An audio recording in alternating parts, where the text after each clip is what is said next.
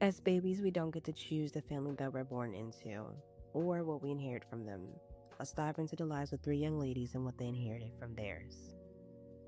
My mother was the dominant person in the house. She was the primary parent.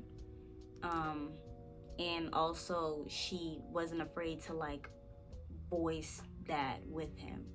I grew up like wildly unprepared for a lot of the things I'm going through. I never had to worry about a roof over my head or, who's going to help me get out of this situation or who to ask advice.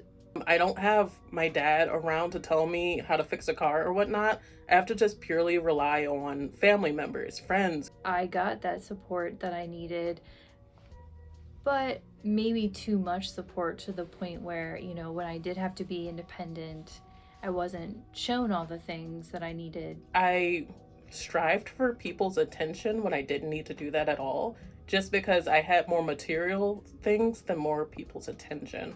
More of like my mom's attention. I always have to keep it together because I saw my mother keeping it together when she had somebody to depend on, and she still felt as though that she was doing it by herself. Growing up with two parents is like having a window for, a potential future relationship. I have this almost like irrational fear, like waking up in the middle of the night in cold sweats type of fear that I'm gonna be dropped and abandoned quickly.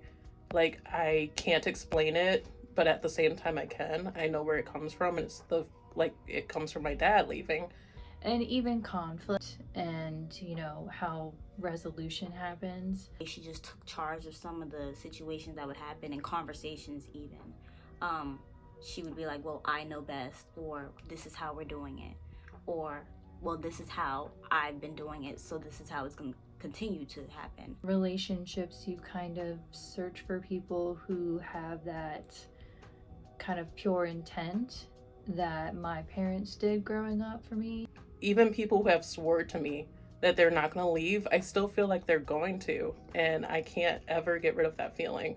It affects my relationship now, whereas though there are instances where I might try to be submissive and it doesn't, or I don't know how to be submissive, actually. I'm still trying to tell myself that it's not my fault that my dad didn't want me around, but it's just in his nature to not be around. But that's something I'm working on myself. I'm trying to combat depression and self-anxiety, and that's no fault of his own. Or that's no fault of mine. I'm my biggest critic, really.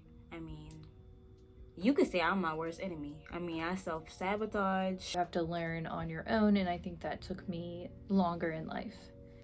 And some positive things is that I did have that support, and my back was never against the wall,